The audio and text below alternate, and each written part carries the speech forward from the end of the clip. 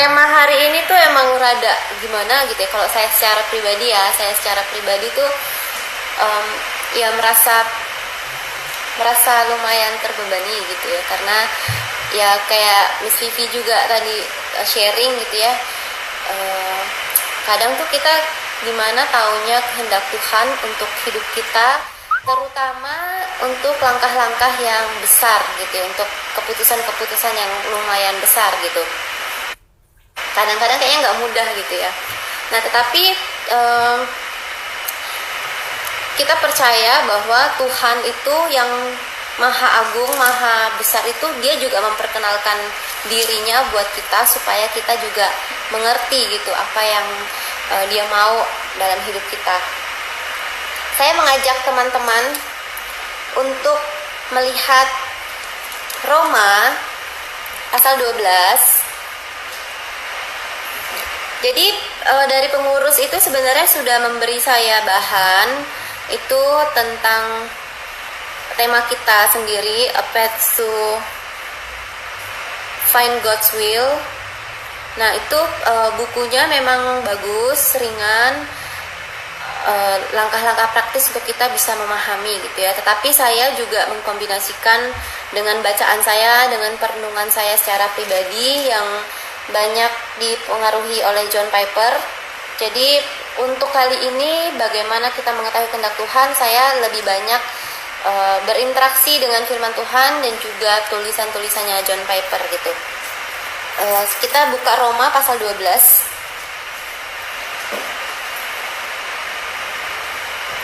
Roma pasal 12 ayat pertama sampai yang kedua.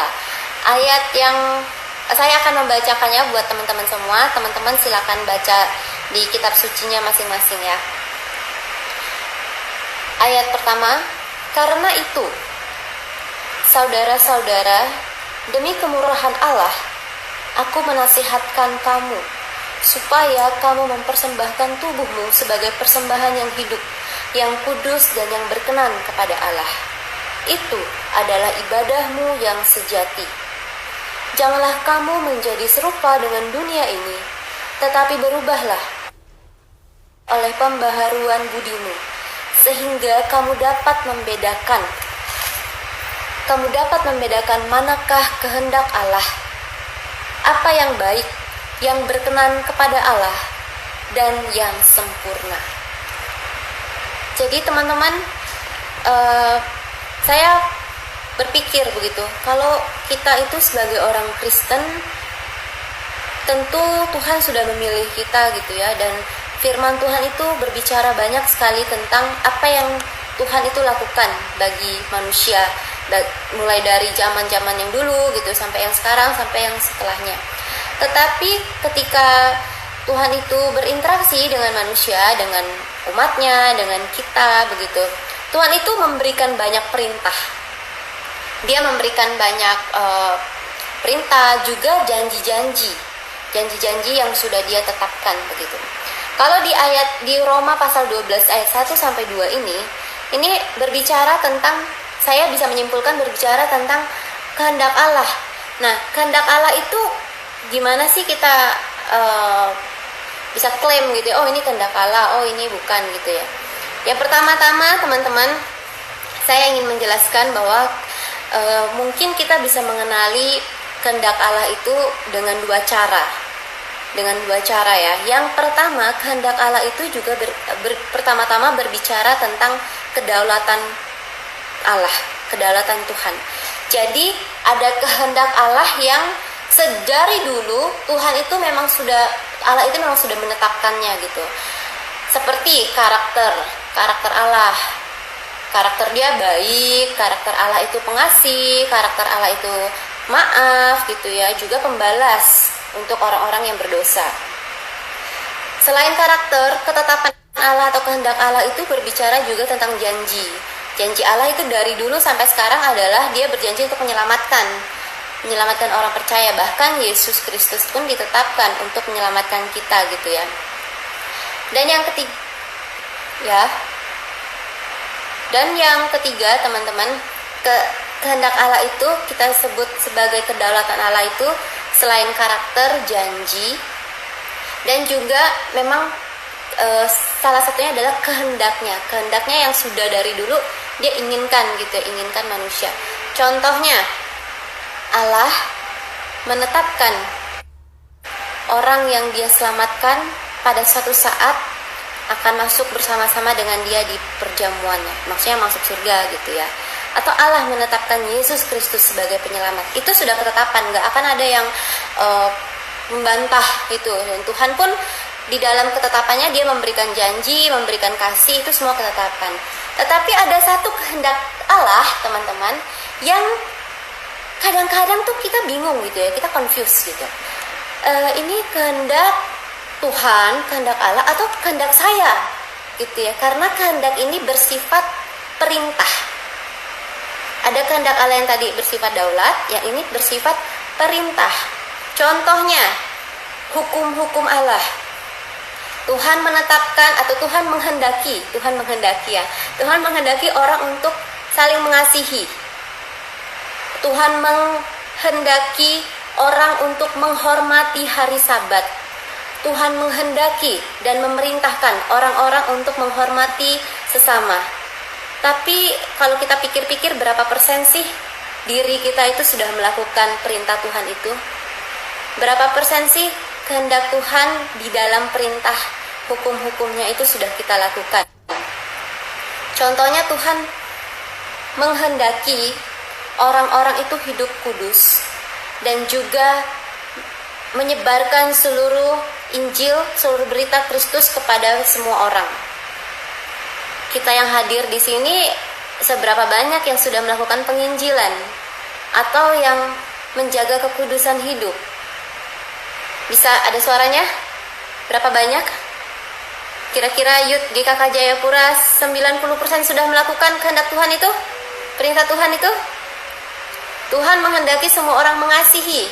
Tapi ya sebenarnya diri kita ini kalau disenggol sedikit aja kita langsung senggol bacok, atau diomongin sedikit aja kita langsung marah gitu ya. Tuhan menghendaki kita untuk murah hati, berbelas kasihan, tapi ternyata ada yang tidak terjadi. Jadi mungkin kehendak Tuhan di sini yang dikategorikan sebagai perintah itu bisa tidak terjadi karena kehendak kita tidak selaras dengan apa yang Tuhan perintahkan. Tuhan meminta kita untuk mengasihi semua orang, nyata-nyatanya tidak bisa kita lakukan. Jadi ada dua ya teman-teman ya, sebelum kita masuk ke poin ini, ada dua macam. Ini bahasa yang saya pinjam gitu ya dari Bu Ina, dari pengajar saya dulu. Jadi ketetapan Tuhan, kehendak Tuhan itu bisa kita kenali dengan dua kategori. Yang pertama memang kedaulatan, ketetapan Tuhan dari dulu, dari zaman ya kita dari belum tahu apa-apa gitu ya. Kedaulatan Tuhan berdasarkan sifat Tuhan, karakter Tuhan, berdasarkan janji-janji Tuhan. Itu semua kedaulatan Tuhan yang memang sudah dia nggak akan ada yang menyanggah gitu. Tetapi kehendak Tuhan juga bisa bersifat perintah. Nah, perintah itulah yang seringkali berbentrokan dengan kehendak kita. Oke ya, paham sampai sini teman-teman? Nah, di dalam Roma pasal 12 ini teman-teman, ini saya mengacu kepada bukunya dari John Piper ya, tetapi ini juga akan saya integrasikan dari buku yang Pengurus Kasih tentang mengenal kehendak Allah gitu ya. Kalau kita lihat di dalam Roma ini, Roma pasal 1 sama 2, ini berbicara tentang kehendak Allah yang kategorinya perintah ya. Karena itu saudara-saudara, demi kemurahan Allah, aku mengasihatkan kamu supaya engkau mempersembahkan tubuhmu. Kenapa harus mempersembahkan tubuhmu? Ya karena apalagi yang bisa kita buat selain menggunakan seluruh otak kita, rasio kita, hati kita, untuk kemuliaan Tuhan itu selain tubuh kita itu apalagi gitu, nggak ada yang lain gitu. Nah teman-teman, mengetahui kehendak Allah itu sulit gak? Saya pribadi merasa sulit gitu ya. Jadi ada 3 hal yang saya ingin sharingkan mengenai kehendak Tuhan berdasarkan perintah-perintah Tuhan itu, kategori yang seringkali berseberangan dengan kehendak kita. Yang pertama-tama tuh teman-teman, cara kita mengetahui kehendak Tuhan itu ya adalah satu, pasti relasi kita dengan Tuhan. Relasi itu pasti berbicara tentang firman Tuhan. Bagaimana ketika kita mengalami sesuatu atau kita merenungkan sesuatu, firman Tuhan itulah yang berbicara kepada kita. Banyak orang-orang yang ketika doing something gitu ya, atau menghadapi sesuatu hal, mereka itu rasa-rasanya itu ya harus bertindak, harus berbuat baik, dan rasa-rasanya mereka harus memecahkan masalah dengan diri mereka, dengan kekuatan mereka sendiri. Tetapi sebenarnya kalau kita mau tunduk di hadapan Tuhan, ketika kita harus mengambil keputusan atau kita ingin melakukan sesuatu, pertama-tama yang harus kita tanyakan adalah firman Tuhan itu ngomong apa. Selama ini renungan saya, relasi saya kepada Tuhan melalui firman Tuhan itu berbicara apa? Firman Tuhan banyak berbicara. Ketika firman Tuhan bicara, carilah Tuhan, carilah hikmatnya, orang yang takut akan Tuhan akan mendapatkan hikmat. Berarti kan keputusan kita ya harus berdasarkan takut akan Tuhan gitu ya. Semua apa yang dikatakan firman itu pada akhirnya berbicara kepada kita secara pribadi. Firman Tuhan menjadi pelita bagi kaki kita dan terang bagi jalan kita. Itu bukan sesuatu yang cuman nyanyian biasa gitu ya, bukan yang kayak puitis-puitis biasa, tidak. Tetapi itu adalah penuntun kita. Ketika menghadapi satu hal, firman Tuhan, tanya dulu, diam dulu, renungkan dulu. Iya ya, perenungan saya terhadap firman Tuhan itu apa ya? Apa yang firman Tuhan tuh ingin berbicara kepada saya, begitu. Firman Tuhan juga bilang, teman-teman, ketika hati kita bimbang, maka kita harus mencari Tuhan. Carilah wajahnya selama dia berkenan. Itu kan pengingat-pengingat itu ya berdasarkan firman Tuhan kan. Berdasarkan pembacaan kita, berdasarkan relasi kita dengan Tuhan melalui firman-Nya. Jadi yang pertama-tama, yang paling basic, yang walaupun orang bilang, aduh ini kuno banget sih gitu. No, yang paling basic itu ya firman Tuhan, relasi kita sama Tuhan gitu ya melalui firman-Nya. Gimana? Kan kita nggak mungkin dengar Tuhan langsung secara fisik gitu ya, kayak mungkin dulu Musa gitu ya, dari semak-semak itu Tuhan berbicara, kan nggak gitu kan. Kan kita nggak masuk di dalam zaman itu kan. Yang kita dengar, yang kita tahu ya dari firman Tuhan gitu. Pembacaan firman Tuhan itu yang pertama, teman-teman. Yang kedua yang bisa saya sharingkan adalah ketika kita menjalaninya, kita itu diberikan hikmat kok sama Tuhan gitu. Diberikan rasio. Kalau di buku A Path to Find God's Will itu dikatakan ada rasio dan hati. Jadi teman-teman, rasio kita itu Tuhan pakai, Tuhan beri untuk kita bisa membedakan mana yang baik dan mana yang jahat, atau mana yang tidak berkenan. Contohnya gini teman-teman, kita kalau tadi Miss Vivi ya, saya menyediakan, saya nulis ilustrasi yang lain, tapi karena tadi Miss Vivi sudah sharing ya, saya mungkin sedikit menyinggung, maksudnya sedikit memakai ilustrasi dari Miss Vivi. Jadi Miss Vivi itu tadi bilang dia bergumul, sebelumnya dia mungkin sudah bergumul gitu untuk masuk ke kampus Harvard itu, dan dia sekarang sedang bergumul gimana nih cara masuknya, dengan cara gue kesana nih gitu ya, dalam kondisi begini, dalam kondisi yang tidak menentu gitu ya. Apakah ini kehendak Tuhan ya saya masuk ke situ gitu ya, atau sebenarnya Tuhan itu sedang mau ngajarin saya apa sih gitu ya. Kalau saya tangkap ya, Tuhan itu sedang mau saya itu bergumul apa gitu melalui peristiwa ini. Udah dikasih jalan, sekarang malah nggak bisa gitu kan, malah terhambat sama pandemi gitu. Teman-teman, Tuhan kasih kita hati dan juga pikiran di dalam mengetahui kehendak Tuhan itu memang nggak bisa langsung. Tidak ada, saya berani katakan tidak ada formula yang pasti. Misalnya kita ngomong 1 tambah 1 sama dengan 2. Dalam mengetahui kehendak Tuhan tuh nggak ada formula yang pasti gitu, kayak semua orang tuh sama, 1 tambah 1 sama dengan 2 buat semua orang sama. Buat kasusnya Miss Vivi beda sama kasusnya mungkin saya atau mungkin William atau Pak Cahyo gitu ya, untuk mengambil keputusan atau Tuhan berbicara apa melalui peristiwa ini kan beda, semuanya beda gitu. Jadi misalnya kalau kayak gitu, Tuhan itu kasih kita hikmat dengan cara yang pertama pasti kita lihat dong sekeliling kita gitu ya. Pertama-tama dari orang-orang yang kita jumpai gitu. Ya keadaannya sedang gak kondusif atau segala macam, kita lihat kondisi di luar. Yang kedua hati kita. Tuhan itu semakin menguatkan atau semakin mengecilkan panggilan itu gitu misalnya. Kalau Tuhan semakin menguatkan, saya rasa justru itu memang jawaban Tuhan gitu.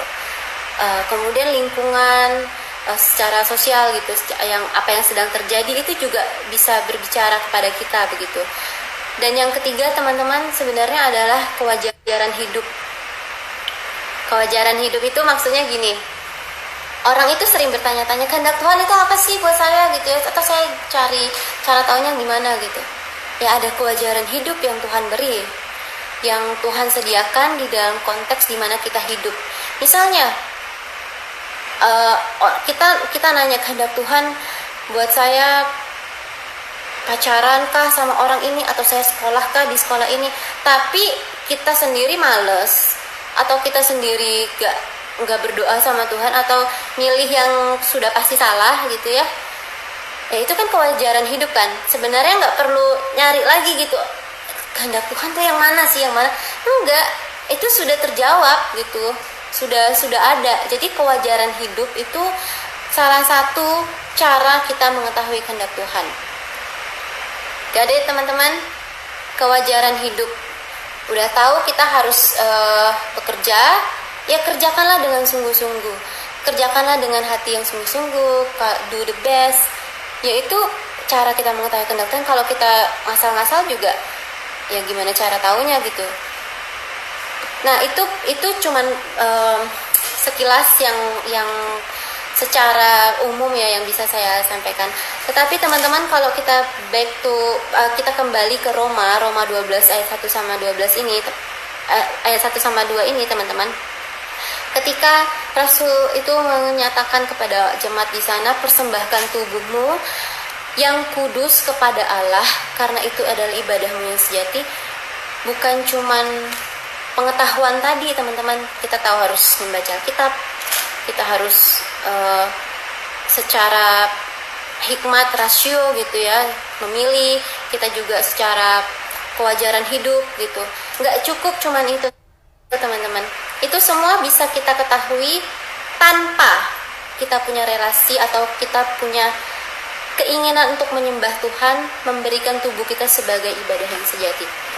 Jadi here's the key. Mengetahui kehendak Tuhan, saya ulangi sekali lagi, nggak ada formulanya atau tidak bisa sama buat semua orang.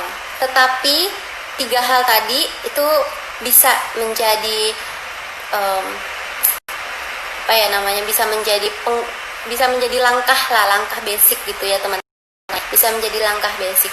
Tetapi yang paling utama teman-teman, yang berlaku untuk kita semua adalah mempersembahkan tubuh kita sebagai ibadah yang sejati. You say kita mau mengambil keputusan terus mencari kehendak Tuhan tanpa punya hati menyembah Tuhan, tanpa punya hati untuk mengasihi Tuhan, itu nonsen teman-teman.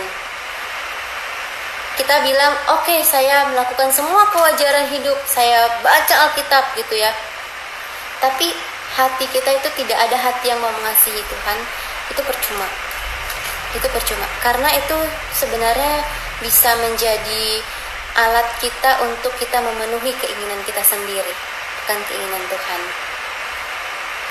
Jadi kalau balik dari ayat ini teman-teman, Rasul Paulus juga mengatakan jangan kamu serupa dengan dunia ini, tapi berubahlah oleh perbaharuan budimu. Pembaharuan budi itu maksudnya apa sih?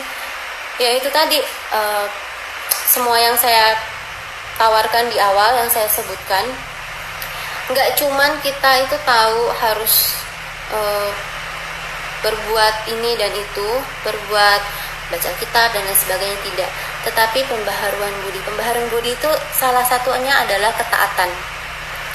Gimana, misalnya orang bertanya kepada saya, gimana saya tahu ini yang tepat buat saya. Saya sudah melakukan kewajaran hidup, saya sudah berelasi dengan Tuhan, tapi 6 bulan kemudian itu beda nih Miss, beda kayak beda visi atau beda kesempatan, beda peluang, beda yang terjadi di keluarga atau di kerjaan saya itu peristiwanya tuh beda nih dari rencana awal nih, padahal saya sudah melakukan ini dan itu gitu. Teman-teman, pembaharuan budi itu tidak adalah maksudnya tidak berhenti hanya di apa yang kita lakukan, tetapi pembaharuan budi itu adalah bagaimana hari demi hari kita itu taat. Kita itu taat melakukan apa yang sudah tersedia di depan mata kita. Contoh. Saya ini katanya harus sharing pengalaman pribadi juga ya, William bilang. Contoh ya, kalian tahu kan saya sekolah STT gitu. Saya dulu memang maksudnya pas masih SMP, SMA gitu ya, saya merasa memang ini kehendak Tuhan. Saya akan pelayanan, saya akan sekolah dengan baik, dengan benar, kemudian saya akan melayani orang-orang yang belum percaya gitu.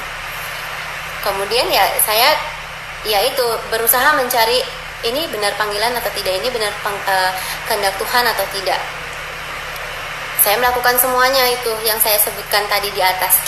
Tapi seiring berjalan waktu beberapa tahun gitu ya, mungkin Kak Cahyot ngerti kalau yang biasanya masuk seminar itu tahun kesekian itu pasti adalah masa-masa mengalami krisis atau the dark night of the soul, masa-masa krisisnya gitu ya.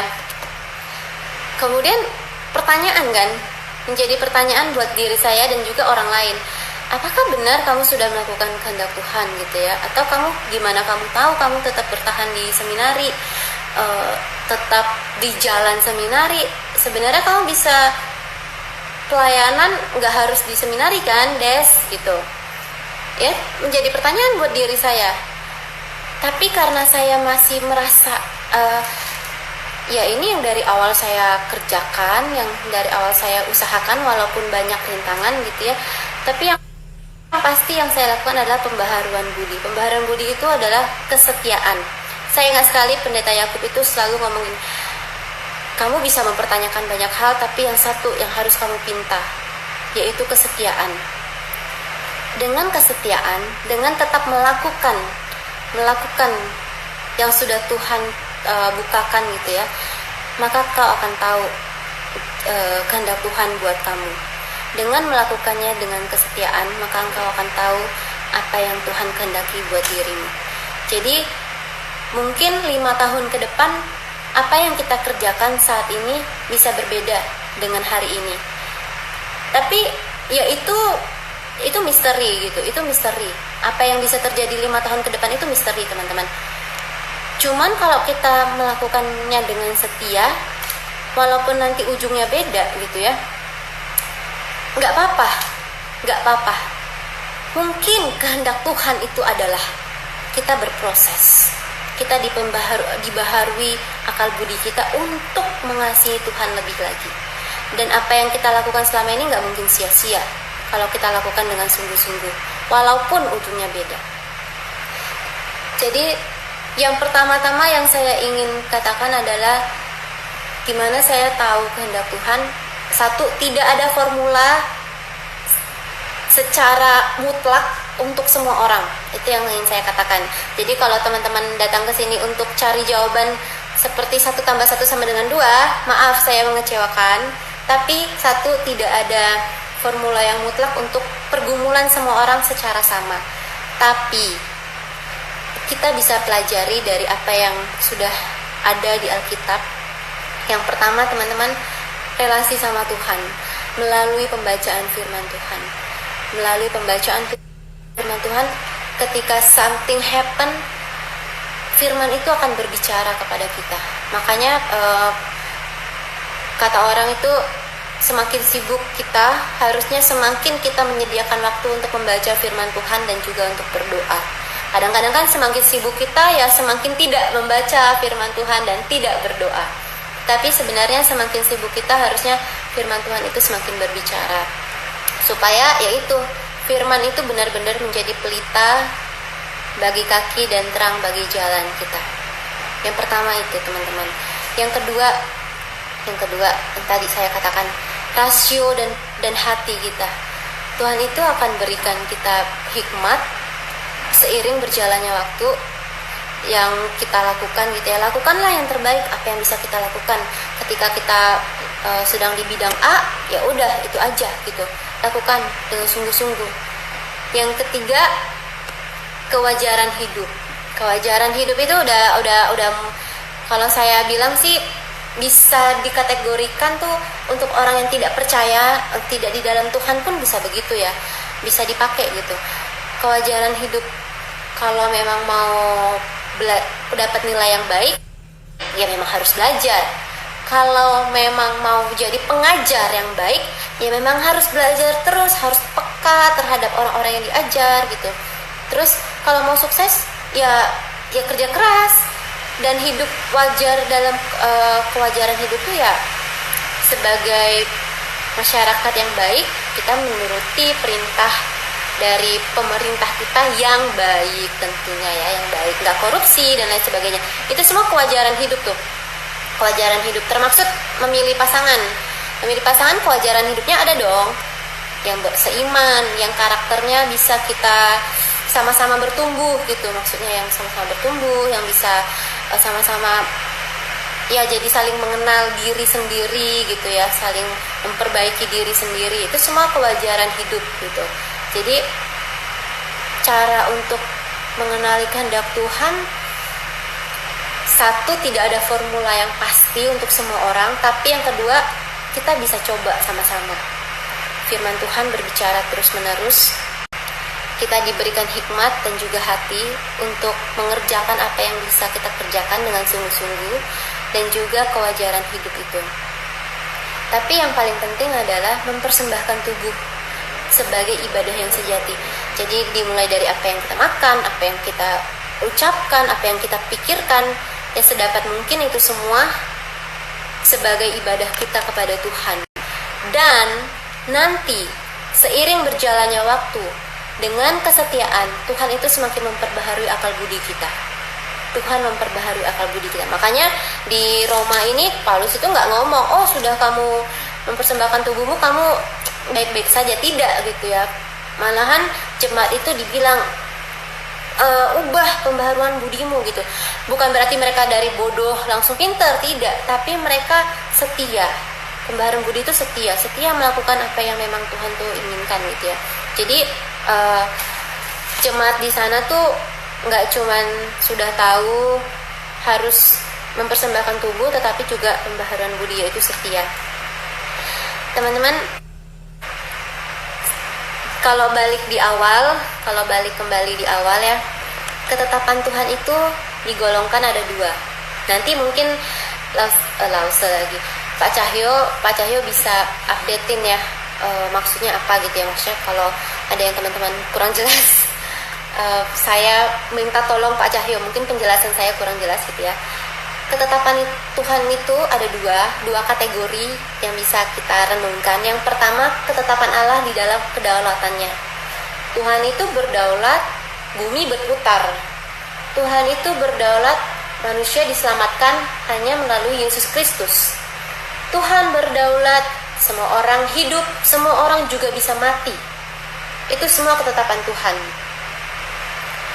Tapi ketetapan Tuhan yang kedua yang bisa kita kenali, yang hari ini kita bahas, adalah ketetapan Tuhan di dalam perintahnya. Ketetapan Tuhan di dalam perintahnya. Perintahnya adalah yaitu hukum-hukum Tuhan yang ada di Alkitab, kewajaran hidup. Tuhan memerintahkan kita semua menginjili. Ternyata tidak semua orang menginjili, tetapi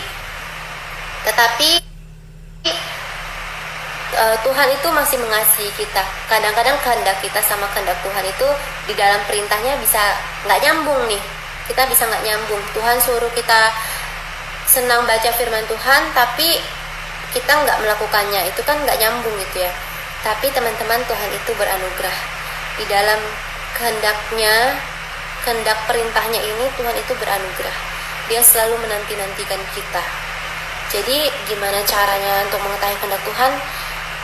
Secara kesimpulan yang bisa saya sampaikan adalah jangan takut teman-teman. Gak ada jawaban yang praktis yang cepat, itu tidak ada. Tujuan hidup kita itu gak bisa disimpulkan dari dalam satu rumus yang menjadi titik akhir, itu enggak. Tujuan hidup kita itu kayak perjalanan aja, proses gitu ya. Kehendak Tuhan dalam hidup kita itu juga proses gitu ya. 5 tahun lagi kita melakukan A, 10 tahun lagi ternyata Tuhan kasih visi yang lain, kasih visi yang lebih besar mungkin. Jadi semuanya itu proses dan jangan takut. Kalau Tuhan udah nunjukin yang satu, yang kayak dibukakan satu jalan gitu ya. Yang penting yaitu firman Tuhan. Setia sama firman Tuhan, kewajaran hidup, pembaharuan akal budi, kesetiaan, itu aja. Proses, Tuhan itu memberikan jawaban, itu proses. Kadang-kadang kegagalan itu juga Tuhan bisa kehendaki loh, supaya kita itu mengenal diri kita dan kita lebih bergantung sama Tuhan. Jadi bukan visi kita gitu, visinya Tuhan. Gitu. Untuk menutup ini, teman-teman, saya mau cerita tentang film The Silence. Kalau teman-teman sudah pernah nonton ya, tahun 2006 ya, 2017 atau 2016 ya, The Silence. Itu cerita yang tentang Jesuit, tentang 2 Romo yang pergi ke Jepang untuk mencari frater mereka, mencari mentor mereka yang di Jepang, yang katanya tuh dia sudah jadi bukan mualaf ya. Kalau di Jepang itu kan nggak boleh, dulu itu nggak boleh ada kekristenan gitu kan. Jadi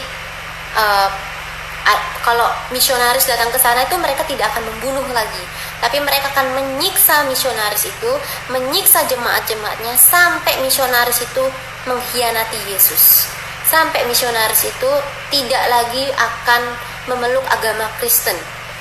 Nah, 2 frater ini teman-teman datang ke sana untuk mencari seniornya gitu ya.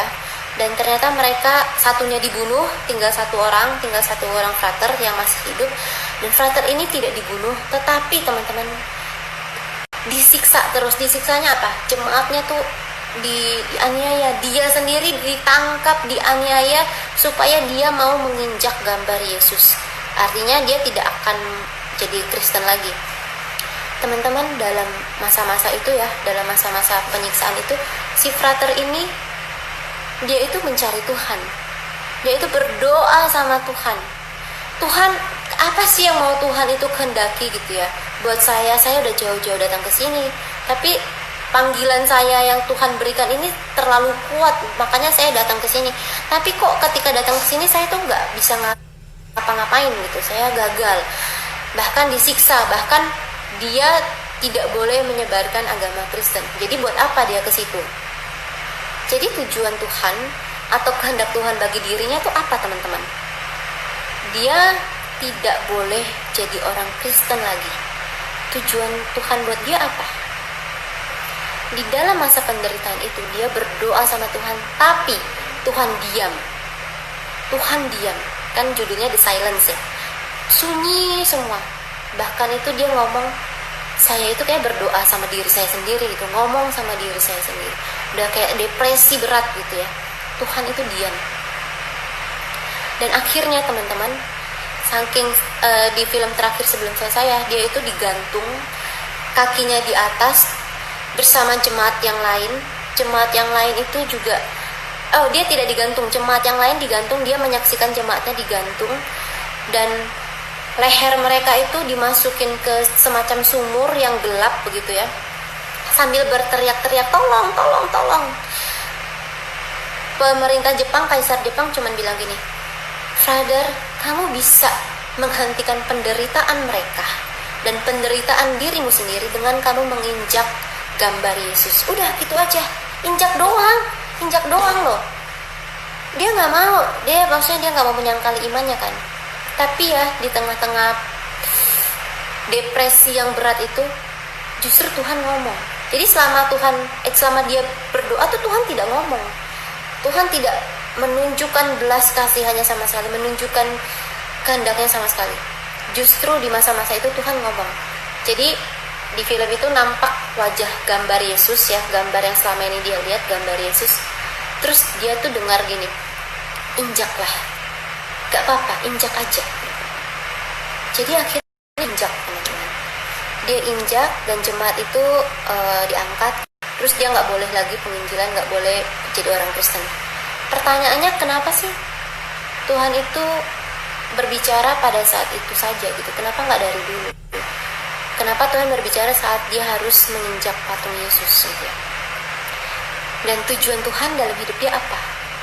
Bukankah dia dari kecil itu sudah dipanggil menjadi hamba Tuhan, menjadi misionaris sampai datang ke Jepang gitu ya? Mungkin buat banyak orang dia gagal, frater ini tuh gagal.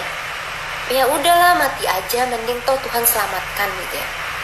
Tapi enggak loh, Tuhan mengizinkan dia menginjak patung Yesus dan dia tinggal beberapa tahun lamanya di Jepang.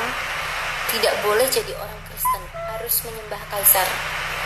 Tapi teman-teman, di masa matinya ternyata dia tuh masih pegang salib kecil.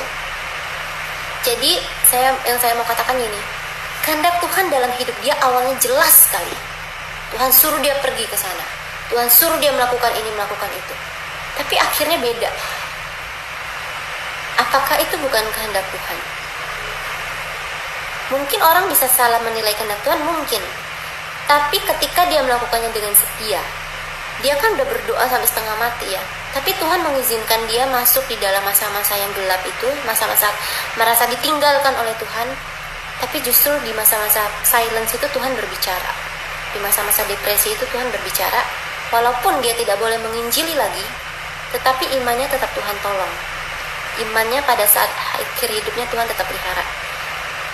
Kesimpulannya gini, kayaknya hidup dia sia-sia ya. Akhirnya tuh sia-sia karena dia tidak jadi orang Kristen di Jepang. Tapi mungkin saja itu kehendak Tuhan, supaya dia bisa memberkati jemaat yang lain pada saat dia masih melayani. Kalau nggak ada dia, nggak ada jemaat loh, ya kan? Nggak ada jemaat yang bertumbuh. Dan walaupun dia tidak boleh melakukan penginjilan, dia tidak boleh menunjukkan iman Kristennya lagi di masa-masa akhir hidupnya, tapi Tuhan tetap memelihara imannya walaupun tidak diketahui orang. Jadi yang mau saya katakan, formula untuk mencari kehendak Tuhan itu beda-beda setiap orang. Miss Vivi bergumul dengan sekolahnya sekarang karena pandemi. Mungkin teman-teman yang lain bergumul, kenapa ya keluarga saya begini gitu ya, Tuhan itu mau apa gitu ya. Beda teman-teman jawabannya. Tapi yang pasti kita bisa mencari kehendak Tuhan melalui firman-Nya, ketaatan, dan juga kewajaran hidup. Ingat, kehendak Tuhan ada dua kategori. Satu, kedaulatan yang tadi, semua orang akan mati, semua orang akan hidup, gitu-gitu ya. Itu natur alam lah gitu kita bilang. Tapi kehendak Tuhan di dalam perintahnya, dia meminta kita untuk setia kepada firman-Nya. Dia meminta kita untuk kalau ada kerjaan ya udah do the best. Dia meminta kita untuk saling mengasihi, memperbaharui akal budi kita, setia sama apa yang kita kerjakan yang Tuhan berikan. Itu semua kehendak Tuhan juga, jangan salah. Kehendak Tuhan dalam perintah itu kadang-kadang bisa kita lawan. Tapi kita sebagai anak Tuhan sekarang, teman-teman, jangan mengabaikanlah perintah Tuhan itu. Hidup kita tuh sebentar doang, sia-sia kalau kita nggak dekat sama Tuhan tuh susah gitu. Dan mungkin itu saja yang bisa saya sampaikan. Saya berharap kita sama-sama tuh dalam hari-hari kita bisa sama-sama merenungkan firman Tuhan dengan baik. bergumul bersama Tuhan secara pribadi dengan sungguh-sungguh, dengan setia.